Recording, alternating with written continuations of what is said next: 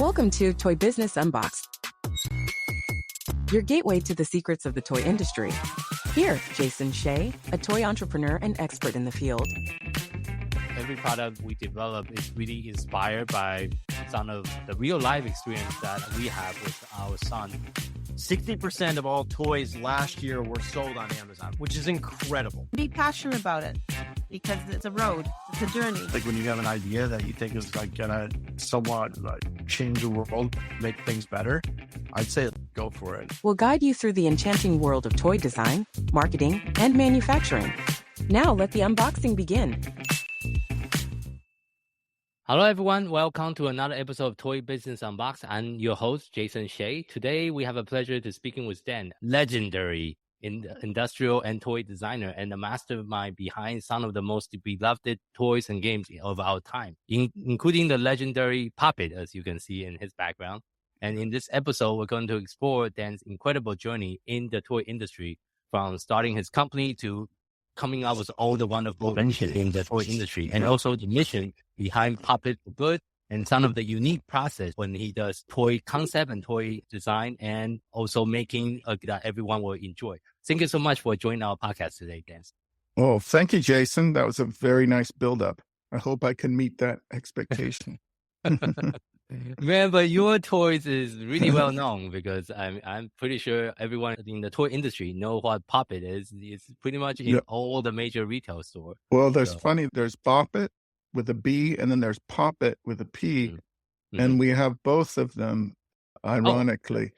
I see. You have both. They're very different, but what's funny is that Bop It, of course, people are tired of probably hearing me talk about it, but what's funny is 26 years later, invented this thing called Pop It, which had nothing, Pop It Pro, which has nothing to do with Bop It really, but it just happened that. So you can say either and it's okay. Okay, cool. So can you share the story of let's talk about the Pop It with the B first. Bop It with a B. Again, I know, as I said on different podcasts, I've told the story in different ways. I always try to think what's something I haven't maybe revealed or a different way. And I think what's most interesting here for your podcast is about the business, a lot of different journeys that different creators have. Mine started, I think, as an industrial designer. As you said, I fell in love with industrial design. When I fell out of love with engineering, I was at University of California, Davis, and I hated it. And my father luckily sent away for a brochure. He heard about industrial design. I had no idea what it was. And I opened this catalog to Art Center and just said, that's what I want to do. I want to do stuff. I want to create. I don't want to engineer it. I want to come up with the ideas and design it and aesthetics. So there was no holding me back from that point. And I think I was very lucky that I found something in time that I loved that I could put all my focus on. So that is really the beginning of my journey. And because of that, as I graduated and was working on different items, I had a lot of freelance clients. One of them was a company called Memorex. And I was designing remote controls. Like this is actually a prototype from 30 years ago. It's pretty contemporary looking, but I designed these remotes that were, sort of a universal remote for adults. At the same time, I was working on games and toys for another client, Discovery Toys. And I just had this idea, what if you made a remote control for kids that was more playful? And so that idea, I had a lot of ideas. One was this thing called a couch potato. It was just looked like a potato, but it was a remote. Kind of fun. The other one was this silly one called a pizza, a remote by the slice. I like the pizza. The humor was if a kid's playing, they're going to have this on their table and it looks like an old piece of pizza, but it's actually your TV remote. So that was, I thought a kid would like that. And so the company that licensed them was MGA, which is very well known now for. Yes, MGA. Yes. Right, MGA. But this is early on. Isaac, who is the founder of it, came to my office. He loved that idea. And I had one more idea for a remote. It was called the channel bopper. And you were supposed to bop, channel up, channel down, right? So wouldn't it be funny if a kid just got to hammer the table to change channels? And you twisted for volume and you pulled for on up. And if you think that's all you needed, no buttons, right? This was sort of in this idea and the learning, I think I want to say, is that I had heard sort of this mantra early on, which is watch the kid, not the toy. And that meant you're not really, people aren't supposed to look at the toy. They're supposed to look at what the toy makes the kid do. And in this case, I applied that to this rather than just pushing buttons. I said, what could be more physical? So the idea of a remote control, the genesis of Bop It, was how to make a remote control that was much more active, right? And think of the analogy. So this was the channel bopper. They didn't want to do it. It failed, or didn't really fail. It never got off the ground because they were so enamored with the remote control pizza, which I've and that turned out to be fortunate. If they had said we love the channel bopper, Bop It never would have happened, because as what happened was this channel bopper, they didn't want to do it. I pitched it to a bunch of toy companies in my rounds of pitching other ideas. Said, this is so cool. It's this remote control, but it's a toy. Don't you get it? And no one wanted to do it until, paying attention. A few comments, people are going, maybe it's not a remote. Maybe I said, oh, no. Of course it's a remote. What are you, crazy? You missed the point. Like you get arrogant and you think, oh, I know what this is. So it wasn't until a company called Tiger Electronics called me saying, do you have any new ideas for handheld LCD games? And so that I happened to look over at this and thought, well, maybe that hammer could be a new innovation. But when I tried to put a screen in it, it wasn't very good because you were moving the hammer and you could. So through a long series of iterations, it became this game that told you what to do with audio, not with a screen. And it told you to do it instead of you deciding I'm going to bop to change channels. It just said bop it, twist it, pull it. And so if you look up the video of me at 27 years ago, you'll see me pitching this prototype with the soundtrack. And that, luckily, when I pitched it to Milton Bradley or Parker Brothers at the time, the guy there, Bill Dorman, who's passed away since, but was a legendary toy executive, he saw it. Luckily, that's the whole lesson here is the right person has to see your idea at the right company at the right time. That happened. And when he brought it in there, they got it. And he had said, we're not doing these kind of games, meaning an electronic kind of game, but we should be. Oh, okay. And so it just hit a really good timing. And there was a great designer in-house named Bob Welch who really did a beautiful job translating it into this, which everyone who knows Bop It would see. You can kind of see one of the original one. It's very different than the current one in the store. But but it's different. But see, it's a very similar color scheme. It's got a purple bop, everything's kind of similar. And Bop It has two buttons on it, just like this. What's interesting is like you took this and turned it sideways. So really, that's how it started. But isn't it interesting that it was originally something kids were controlling a TV? But instead, the toy is controlling the kids. In a way, It's telling you, and the commercial is, it commands, you obey. So the commercial is, wait a minute, before I command the TV and it obeys, but now it's switched. So I just think it's an interesting way to look at that. That's maybe a new thing I'm adding to the story is when you look at the old commercial, it commands, you obey. Instead of I command, the TV obeys, which is what the storyline here. Did it get sold to Hasbro later on? It was licensed. Well, so the storyline is Parker Brothers and Milton Bradley were both acquired by Hasbro. So this it was actually went into Milton Bradley. They didn't want to do it. And then Parker Brothers was the sister company. They did it through Parker Brothers, was launched as a Parker Brothers. Strangely, if you look 2 years later, the brand Milton Bradley appears on it. And then about a few years later, the brand Hasbro appears on it. So it's just more about where it, and Tiger, just to finish that loop, they didn't think it was a good idea. So they kind of didn't really pay much attention to it, but they were very surprised when it was a hit. So that's this whole Bop It story. Again, a lot of people who are listening have probably heard me tell this multiple times in different ways, but I have to keep telling it so I remember it because I'm getting older now. It's been so long. And that really launched a whole series of games that I then created that were really about combining electronics, industrial design, and physical actions, which games like Hyperdash and even Perplexus and other versions that became sort of Bop It related, like a Tetris version and things like that. It was all about how you physically would use your hands with an electronic prompt. Yeah. Very different than board games or with button pushing games. I guess everyone might be interested. How many total unit has been sold? I was looking online. It sounds crazy number, but I want to hear from you. Well, not as crazy as some products, because Okay. it's kind of been, it sold a couple million the first year, which is great, of Yeah. course. And Yeah. it's had up and down, but it's nice because it's sort of spread into the mini versions. And we've done all these.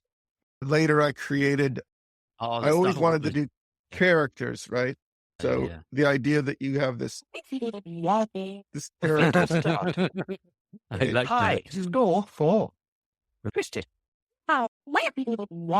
Your circuit must be malfunctioning to score 3. So this was a big deal. I tried to push this for years. Bop It to start. Yeah. For 10 years. Oh, it's going to go to sleep now. So this idea that you could I expand, just switch off for a while. and that's really Anthony Daniels, the actual, I think, a sense of pride that this wasn't just like, I guess if you want to offend me, you can come up and say, hey, did you see that Hasbro did a Darth Vader version of Bop It? As if I wasn't somehow behind it. Because a lot of people think an inventor does it and then the toy company does it a lot more. It's like, well, they've been a great partner, but it literally took 10 years to convince them to do a character-driven Bop It, and we had to prototype it and do all the voices. And it was very, very extensive. And finally, they did it. Now it's a pretty big program. So there's many versions when you ask that question. If you count all of these many, many licenses, versions, and all of the minis and all of the big and different, it's probably, we don't really know. We think it's over 40 to 50 million Bop Its over the last 25 years to 30 years. A lot of units, Yeah. for sure. It's still one of the number one games, electronic games, on sales every year. It's got a great multi-generational feel to it now because the kids that grew up with it are having kids. So that's where you really get lucky when your game lasts long enough that the parents buy it for their own kids. So that's what's happening now. I see. Very interesting. I guess go back to your origin story when you first started this idea. What was the biggest challenge that you faced when you try to bring it to the market? I think the biggest challenge, well, two things. One was you have a vision in your head, and how do you prototype or share the experience to the degree that it will convince someone to do it? Because this especially was a mock-up with a soundtrack, and I had to rely. And so although several companies before Parker Brothers did like it, there was a company called Cap Toys. He said, I love it. I love this game. This could be big. It's just not for us. And so that's actually a favor. You'll think you're being rejected. It's a challenge, but it's really not. It's a favor. When the wrong company says, that's cool, but I don't think we could do it justice, that's really nice. So I don't take that as a bad challenge. I guess the biggest question is, because I talk to a lot of toy entrepreneurs on the podcast, there's two ways to go, right? You can pitch the idea to the big toy company and hopefully they will take it, or you just launch it yourself. I guess when you first make that decision, why do you decide to go with the licensing route instead of just launch it yourself? I thought about it. I had, when I first started, I was freelancing, creating games and toys for people. And I thought, I wonder what it takes to do your own. It just seemed very daunting. And I'm not really good with a lot of logistics and paperwork. And in the marketing, I'm a pure, I love creating. I love industrial design. I love prototype. I love everything about that. And I think I'm really good at it. And I think I might have opinions on the rest, but I'm really bad at it. And I didn't want to take that on. It was to me, it was more of a dream of having a product that had a Milton Bradley name on it. Because when I grew up playing games like that, I thought the games meant so much to me growing up. And they were how I bonded with my brother and my friends and my family. And I remember really having a very warm feeling about Milton Bradley in particular. So the idea that I got to pitch ideas to these companies that I really idolized and loved their games, and that I might have a game that had their name on it. That was my dream. It wasn't to do my own product. And I just wanted to I've done thousands and thousands of ideas. If I was trying to produce my own product, I would never ever. Like I'm trying to do now with Sling It, with my own game. It's taking a huge amount of my energy and I love it, but I can't imagine having done that with all of these things I've created. It's just too much. That's true, because there's a supply chain, there's prototyping, there's marketing, there's shipping. You go on and on and on. Because I also run a toy manufacturing / design I company know. myself. There's a lot of work. So but you're building up. There's huge advantages if you do that, right? You can own it. You own the brand. I think right now when people ask me that question, I give them the same sort of answer that you might give, which is there's two ways to go. Here's the pros and cons.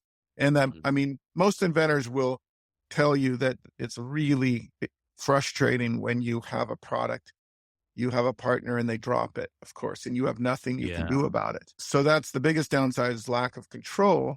But the upside is you can create lots of relationships and do a lot of ideas. And that's really, I'd say there's neither is perfect, but I do envy people who start their own product and own it and get to do their own. It's a different type of stress. That's Very different type of stress. Now you need to come up with the money too.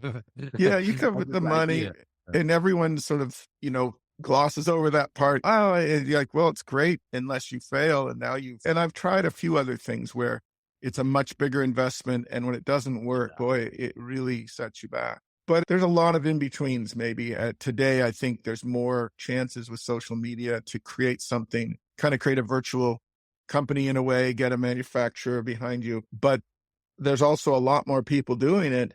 So you're competing with so many products today. Kind of like the TV networks, right? There used to be only a few, but now there's so many options that every single one gets a much smaller market share. So I think that you're getting less big hits, but more spread. So those are all just some question about how do you actually make money doing this? And one product might be one answer and one might be the other. One of the key concepts is, how do you determine that the toy concept that you're working on is right idea at the right time? Do you have any tips or tricks on how to do that? I think I do think it's like anyone would do in a business, is being really educated on what's working and what isn't.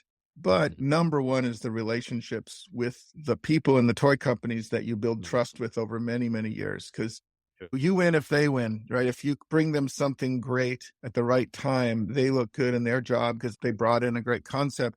So I think it's just keeping a really good dialogue with those very valuable contacts. And I know someone listening who says, well, how do I get those? I said, well, you just go to things like I'm on the board of People of Play, the Chicago Toy and Game Conference. I think I told you about has turned out to be one of the best ways for new inventors to meet people and to meet really high quality people. By Toy Association, right? Recently. That's correct. We were waiting to announce that for quite some time, and very happy for Mary Cousin, and just say it's going to get better and better. But it is one of the number one ways I would suggest getting into this business in that way and getting extremely high caliber relationships very early. For sure. And I know you also have a nonprofit initiative called Bop It for Good. Can you kind of talk about a little bit about that initiative?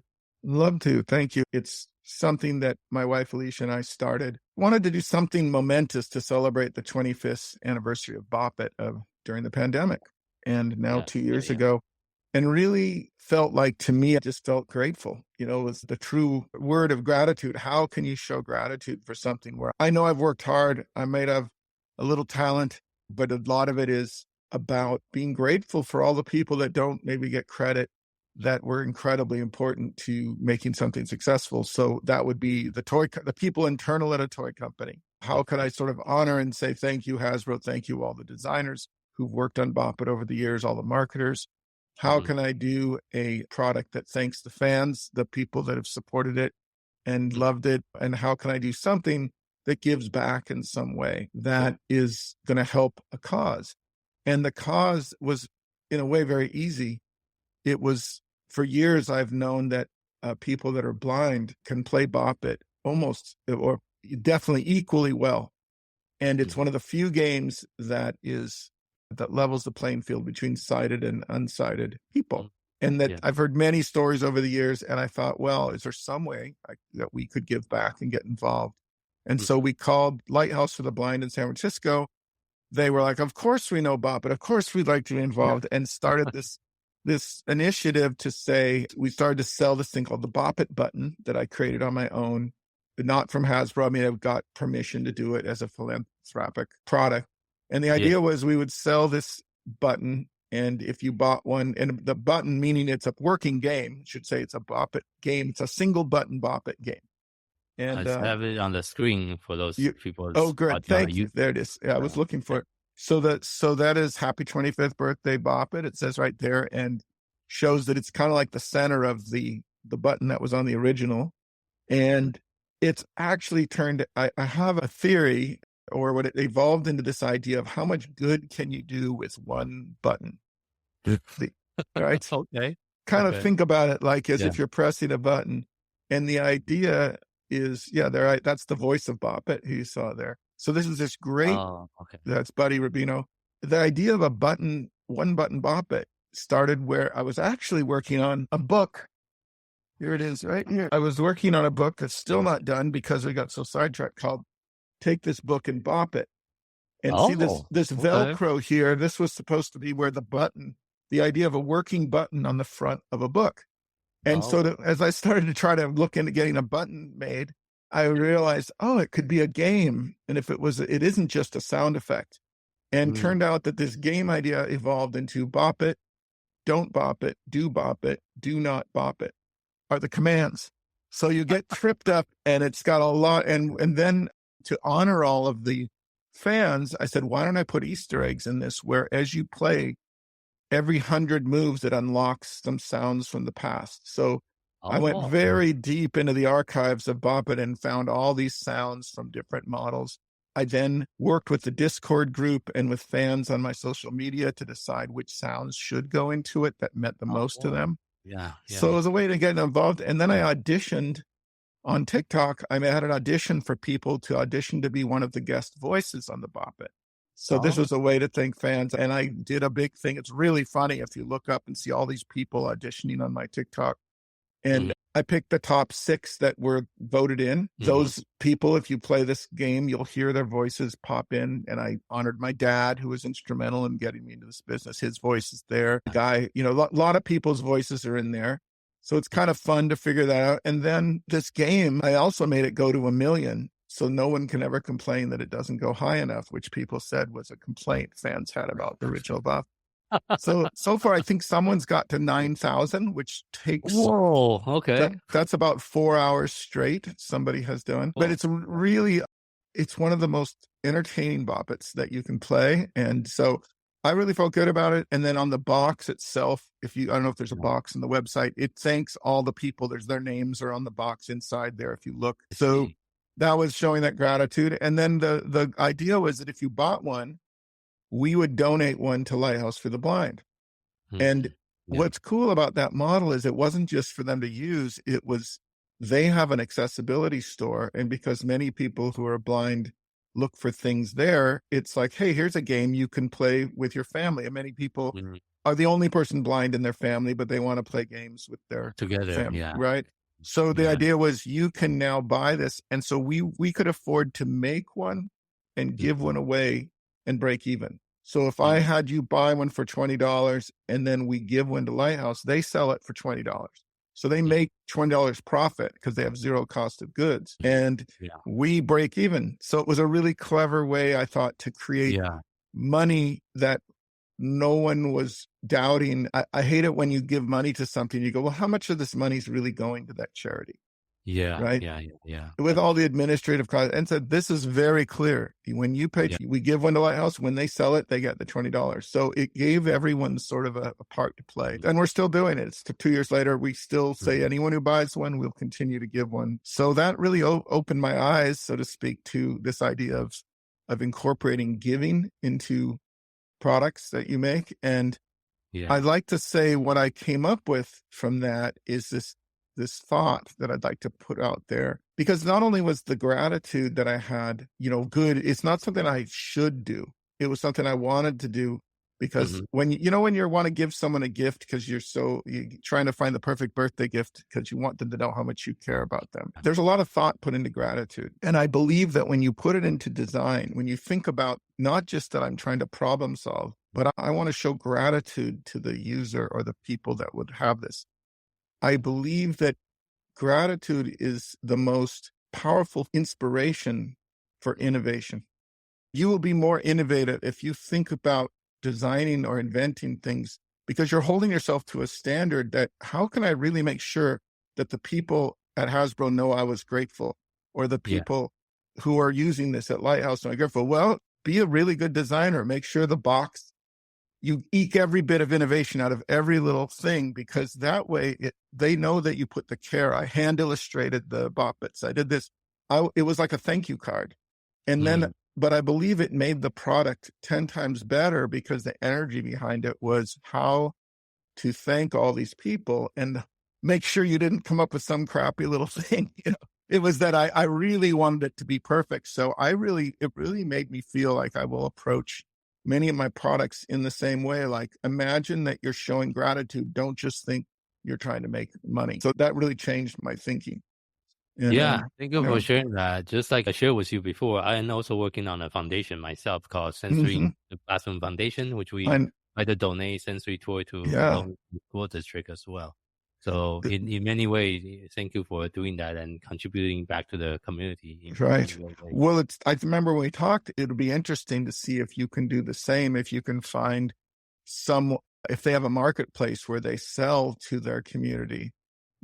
You could have the same model, which is very interesting, where you take a certain amount and when because of cost of goods, you can sort of say, well, we can afford to break even. That's our contribution is that we're donating time, but not necessarily the money. But by supplying them with goods to sell, they make money and, your products get circulated. So I'd love to hear. Idea, There's a lot of other companies that have done in the past. There's a shoe company, I think it's called Albert, that they Tom's Shoes. Tom Shoes, but which is very amazing. Like you read his book and stuff that he didn't expect it to be so huge. But it's a different part of it because they were letting you as the consumer buy shoes for someone with their help who couldn't afford shoes, which is wonderful. I think their model is similar to yours. You buy one and they will donate one to someone in need. They donate one who needs shoes. What I like is this other model where if you can donate, if someone is already helping, has an industry or a way to, you find a nonprofit, that sells something. True. If you're able to supply them a product for free, then they make 100% of the profit. Because otherwise you're sort of, what happens when you can't find someone? I mean, people like toys, but I'm saying it's not so much that Lighthouse needs more Bop Its, but they need the money from selling the Bop Its. And so that was a way to do it. So, but very similar, but it was a little twist to that. But it was really, really obviously a very great success for me and for Alicia to know that we could do that and that we're now trying to do more products like I'm doing with Sling It, where because of that, we found out, okay, Sling It is this game, it's a target game where you sling this sausage-shaped beanbag into these vertical slots. You wouldn't think it had anything to do with being blind, to helping people who are blind, because it's like a target game. Well, because I was involved with Lighthouse, I found that actually blind archery is very popular. There's camps where people go who they put a beeper inside the target. And so you can hear, if you close your eyes, imagine hearing a beep and pulling an arrow back and shooting at the beep. And you can get pretty good at it. Like and so we did it with this, that's Sling It. So you see you're slinging that beanbag. We did it at KublaCon. I became the beeper. I sat behind the Sling It and made a beeping noise. Like, and then in fact, I had it on a microphone and everyone in the convention was like, who is making that irritating noise? And so, but we had someone from Lighthouse, people were there playing it and they hit the first 3 shots she threw dead center. Oh, wow. Okay. And so we now are looking at selling. When we sell a Sling It, we're like, hey, we're looking to sell or give away, if you have vision impaired or blind person playing with you, we give away a beeper or a Bop It button. You can set the button on a mode where it makes the rhythm of the game. So if you set that near the center on the top of this game, now you can play games. So what I did, I had a tournament, and what I did to drive the point home and also make it fun was we did a tournament where one round everyone had to be blindfolded when they played. And if you really think about it, when you tell toy inventors this story, I can see their gears working like, maybe there's a target game where you play blindfolded, and that becomes like my same thought is it leads to more creativity when you're trying to solve a problem for someone who can't see, but I'll bet you at the end of the day you create a new game for everybody. Yeah, so I like that story. The way you try to create it for different uses as well. And I guess one of the questions sometimes I get from other toy inventor or toy entrepreneur is, as part of your design process, I'm pretty sure you collaborate with a lot of other vendors or other people. Can you walk us through just on a high level, for example, for the new product you just invented, what does that process look like? How does it work for you? That's a great example. Yeah, collaboration I put under the category of relationships. Again, where I say number one, relationships. And that relationship with your toy companies is one thing, but the relationships with your collaborators and your vendors and your employees and your, whoever, as you know, that's sort of where the priority should be. So I would say this is a very kind of a cool story about how on Sling It, it was inspired by the fact that I did Perplexus, which was pretty well known. I think it's back there. One of the big sphere. See where my finger is? It's a spherical maze with the ball. We've had it for 20 years, sold it to Spin Master eventually, but licensed it for many years. And we partnered with this great company that was run by these two guys that were making it in China and importing it. And it was a different business model. When we ended up selling it together to Spin Master, we didn't hear from each other for a couple of years. And then they called a few years ago and said, Dan, love to work with you on something. We're doing backyard games now, backyard wooden games. And we've got an Amazon store. And do you happen to have any backyard wooden games? And I said, well, I've been working on this crazy thing where sling a sausage into a slot. But it's really fun. Trust me. It was during the pandemic and I built it out of wood. The reason it was something I could do in my backyard. We weren't going to the office. Loved games like that. So anyway, we started working and they've become an amazing partner, collaborator. My two partners, Gary and Brian, without saying, anyone who knows us, knows we're very close and have been together for 30 years. So we have a lot of history together and a lot of trust. But I'd say in this product, it was an amazing, they asked, and I had something and then they liked it. It was very different than a normal toy company. It's more like we're building it like our own company together. So they're that fulfillment partner that when I said in the beginning of this, I would never do my own product. This allowed me to take a product and sort of a hybrid where we're making it, selling it on Amazon, and we'll take that, hopefully get it into But you also source. have a factory, right? In China? Well, they have the factory already. Okay. Or they work with the factory. So it allowed me to have a partner that had all these relationships and connections. So I didn't have to change my role as the creator prototyper. Do you have any game for kids with special need that you're working on that I can partner with? Maybe I'll have to look. There's thousands literally in our archives, and I'm sure there's one we should talk about that. But that is the idea. For me, having a manufacturing partner, collaborator is very interesting, and having control of that product. Where we might the goal is to sell a premium version on Amazon, do a bunch of fun events. We did an amazing thing at Gen Con. I was telling you about it. Punch Bowl Social, where we had this tournament. I invited everyone. We played till 3 a.m. So we're trying to find ways. This product is really, really fun to market because you get to go to bars and beaches and parks and just play it, and people walk up to you and they say, what is that? So that's very different. It's a game that I like to play personally, and it's fun with a group of adults. That's why I don't mind, versus a kid's toy where I'm trying to, where am I going to sell that versus an in-person?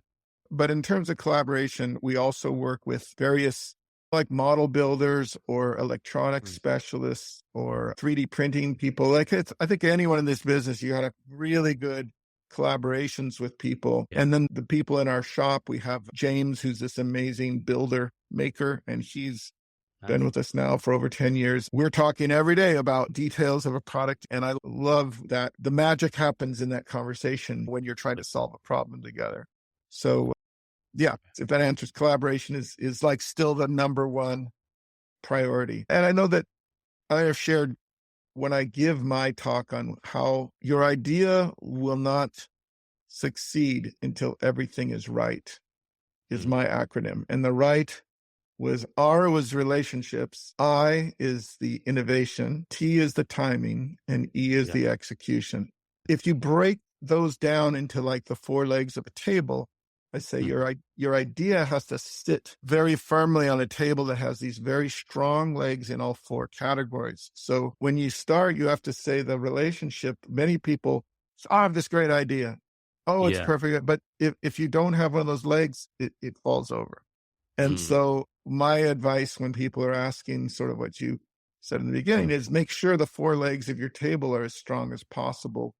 If you want, you may have a pretty good idea, but when you really look at the other elements, it's kind of, I don't think it's executed quite right yet, or I don't think the timing is right, or you probably like relationship and innovation, timing, execution. Innovation means I have an idea, but is it the most innovative form of that idea, or does it have enough innovation to stand out in the market? The marketplace, right? So you say, okay, it's an idea, but the leg is this big. If I really work on it, I can improve it. It doesn't mean you stop. It says, I need to work on this. How can I add innovation? Keep adding innovation. Oh, I think I know who wants this product. I have a relationship with Hasbro. And you show it to them and they say no. You go, oh, who else? So you better have a lot of relationships because then, and same thing, timing is a variable depending on which company. So you think it's a bad timing, but again, back to the relationships, you'll find that it might be bad time for one company, but good time for a different one. I think those four foundation is also true if you're going to launch it yourself, because you actually need more relationship if you're going to launch it yourself. Now you need to talk to the factory, talk to the freight forwarder, the lab, the marketing. You have a lot more people talking to the toy company. And would you say, so here's a question, maybe, how would you say this? When people give me that, it isn't who you know, it's how you know them, how well you know them. Yeah. Right? That's true. It's because you said, oh, I know I know, but have you built trust with them? How well do you know them? That's the key to all of these things. For, like you said, if you're making your own product or an inventor, rarely is it just, oh, I know a guy. It's like, I've been through a lot. We've had a lot of heart to heart with the relationship. We've had failure together. We've had over time, you're going to find that those it's how well you know them is what counts. And talk about the four. I like how you break down the four elements: the relationship, in innovation, time, and execution. In my business model, the last one is actually the most critical one, because you can have the best idea at the best time with the best relationship. If you do a bad job on creating the product or it's just executing the market plan, everything is going to collapse. Everything. Well, you might say that every one of them is the most important, depending on, because you can also have everything right and in beautiful execution in a good price, but the timing sucks. Or you didn't have the right, you missed the window of the timing, or you didn't realize that some customer was the perfect customer and somehow you didn't know them. Like you could, I think, I would agree that execution is probably the most challenging for many people, because if you take into account manufacturing and pricing and all that stuff. But I love giving the example, like people go, oh, I had that idea. See that thing that Jason did, that development? I had that exact same idea. They never did anything about it. Well, or I'd say that it's like, let's say you were teaching a class and you had, 20 students and you said, today we're going to do a developmental idea that helps such and such. And everyone would come up with an idea that could be described as almost the same idea, but they'd be 20 different executions or interpretations. And so Yeah, I always say when you think about it, when you're creating a new idea, you should cover some of those executions yourself. Don't think that's it and then stop and not do. I better try 5 more executions to sort of see what someone else might do with this idea. And that's, you talk to more inventors that I had this idea for 15 years and all of a sudden I made this one change and boom, it sold. Yeah. I think Yeah. I like. I think Yeah. 04 is. But that right. And I've talked to a few people who say, "Oh, I have an acronym that's very similar," and I can't remember. They have one more thing they add, but I kind of like keeping them in 4 categories. Yeah. But that is, I know you. So can I throw back to you though? When you first started doing this, did you consider just coming up with ideas and licensing them, or did you always want to make them? I yourself? always want to make them myself. So Mhm. I never really considered the licensing route because I'm more of a control freak. I don't like to put it out there and don't know what's going to happen. And I'm always an entrepreneur at heart. I think starting like a whole business from scratch is what I enjoy. I enjoy the process. Mhm. Like this month, I'm launching another company. It's a SaaS company I'm in the middle of launching right now. I enjoy the process of coming up with an idea and launch it from scratch and, provide it to the clients and people I'm working with. And of course, nothing wrong with licensing the idea, but the process is very different because you Very lost different. control Yeah. over like a lot of the step. And I Mhm. enjoy the learning all the step myself. So That's, And- well, the key is you said you're doing, you enjoy it. So you're going to put all that passion and all the plus, energy. I it have a takes. little bit of advantage is I speak Chinese fluently as well. So talking to the factory is not a problem for me. That is definitely an advantage in the relationship column. I just pretend I don't understand. See, that Yeah, well, that worked too. never let anyone know what they're talking about. I speak fluent, perfect Chinese. They just don't think I do. See, that's Oh, no, I that's don't. actually I an really don't. advantage. It is a hidden advantage. So as well, winding down today's Yeah. interview, and thank you so much for sharing all the wonderful stories and your experience. One of the questions I ask all the guests at the end of the show is, if you had to share just one piece of advice to someone that's getting started in the toy industry, what would that be? Yeah, it depends what state they're in. If they have a year's worth of padding to take chances with, or if they need to make money right away. My first advice for anyone would be try to get a job in a toy company. If it's design you're interested in, marketing you're interested in, what is you're interested in? I'd go to a company you admire. I wish, I mean, I didn't work internally, but I was working as a freelancer for Discovery Toys and other toy companies, Galoob. I sort of understood a little bit more about them, but I think really researching and finding someone you admire, or products you admire, and try to get a job there for a year or so, at least, to really build. You're going to be building relationships. You're going to understand more how it works. To go in like, I want to do this and have no connections or anything would be hard. Yeah. So that would be my advice. But that's coming from a sense of loving design and loving being internal. Or, boy, it's a different market these days. You can just have a big idea and maybe you're connected to a bunch of influencers and social media. And Yeah. it might be that you see an opportunity that's so good, you just want to do it. And there's a lot more resources out there than ever to try to just go for it. But I would say, how do you sort of find, well, you said, what do you love? What part of the toy industry do you love? And find a way to get exposed to that as much as possible. If you said you love starting companies, you love that part. So you're doing it. I love building stuff and creating it and having my hands on the thing. So I'm happiest when I'm doing that. I love the people of the toy industry. So I'm happy when I'm doing this or talking about it or helping people. But I'm not happy when I'm trying to do all the manufacturing side. It doesn't work for me.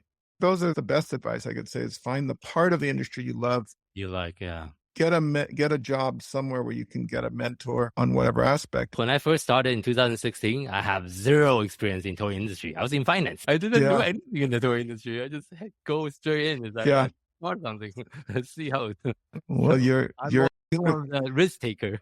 You're a unicorn. There's so many different ways, because that's the part, but that is what you loved. You love the risk taking and the entrepreneurial side. But I'd say the one question I'd love to hear your thought on that. Would it be helpful to people listening to this? Is Mhm. what is the biggest challenge in the toy industry today? What do you think is the biggest challenge? I think it's really keeping or getting kids' attention. It's so hard to get kids' attention nowadays with YouTube, like all the channel online. How can you create a toy that actually captures the kids' attention and also captures parents' attention, because parents are the one that's actually buying it, not the kids. Right. In today's economy, with all the digital marketing, the attention is a new currency. If you can get people's attention, just look at Mr. Beast. That's how he makes money. It's attention. You get people's attention, then can provide whatever services or product to the people, because people now, they like you, they trust you, they believe in whatever the product you make. You can create a hamburger, you can create a chocolate. That's what Mr. Beast did. It doesn't really matter. As long as people, you can believe, if you can create a raving fan of audience, then you can sell them any product, as long as you build that relationship. The biggest challenge is attention. I like that. That's a very, it's always been the case for all marketing of every product, right? Commercials, things, it's good. But today, I think you're right, it's just exponentially more difficult, but it is everything. And then I'm curious, because I thought you might say cost, pricing, because of what you're doing. No, that's secondary. If you can get attention, then you can sell almost anything you want. You can sell a virtual coin, if you want to. Right? You can sell anything, like a virtual, maybe a toy class. You can sell anything. Like, I see people that sell classes to teach other people how to start toy business. That's true. Right? All kind of different ways that you can, but if you can get people's attention, I think that's the hardest part. But that's also an interesting part, because social media almost level the playing field. If I have a post that go viral on TikTok, I might have 1 million views. But so is Hasbro, with like all the money they have, their post might go nowhere. So this is where you also have a level field. If you know how to be creative in creating content that can capture people's attention and be an influencer in the toy space, which is something my team is working on, but not there yet. My sister actually is our marketing director. She's also a small influencer. She have a Instagram account with 110,000 followers in the kids arts and crafts space. She just create video with her daughter, my niece, and it's free for her to create all the content. But she get 110,000 followers. It was unheard of if you compare to 20 years ago. Can you get 110,000 followers for free? No way you can do it. It's interesting though, because it depends. I have 500,000 followers on TikTok, and I had a lot on Instagram, like, where I just wasn't focusing as much. And it was really interesting that was during pandemic, and then I got busy with things, and so I stopped. I could probably have several million by now if I didn't stop. I wasn't seeing a lot of results from that personally. What it built was a lot of relationships, because people wanted to know the inventor of Bop It. So I met a lot of people, a lot of very influential people. So that's why I started. I think that's one of the key things people think about social media. It's not about your relationship just with the followers. It's really about your relationship with co-creators or other creators that you're attracting people. That's where I found some really, really interesting relationships that I still know the people today. And so I think you're right. That's where it's going. And building anything, sharing, has become a whole new art form, how to share your ideas and do it in a way. So I'm trying to get back. I've been so busy on these projects. I just had to give up most of my social media time because it was taking a lot of time. But I did love it, so maybe I'll attempt to go back and we can do a collaboration. Let me with know your if you sister. have sensory toys. I would love to collaborate. Where is the best place for our audience to find you? Well, you can go to my Instagrams, Bop It Invent, or TikTok, or Twitter. I think everything is Bop It Inventor. Usually on Instagram, if you send me a message, I'm pretty good at finding it eventually and answering it. It may take a bit of time. And I have a Play Sling It Instagram. We're not really... Well, we're hopefully that gets built, separately for that product. But I'd say the most the Bop It Inventor, or if you go to Bop It for Good, there's an email. You can email there, and I usually am the one answering that, or Alicia. So pretty simple to get hold of me those ways. And other than that, I'm anxious to see what's next in the toy industry. I'm going to keep following your very informative podcasts, and I know you're working hard, so I'm hoping to see lots of success. Thank you again for tuning into today's episode in Toy Business Unboxed podcast. We hope you enjoyed the conversation and find it insightful and inspiring. If you like what you have heard, be sure to subscribe to our podcast and your favorite platforms so you never miss an episode. We really appreciate your support and would like for you to leave us a review and share the podcast with your friend and colleague. For more resources, tips, and on the latest update in the toy industry, visit our website at toy-launch.com. Join the conversation and connect with us on social media using the hashtag Toy Business Unboxed. We'd love to hear your feedback and suggestions for future episodes. Until next time, keep innovating, keep creating, keep bringing joy to toys. This is Jason Shea signing off on Toy Business Unboxed. I'll see you in the next episode.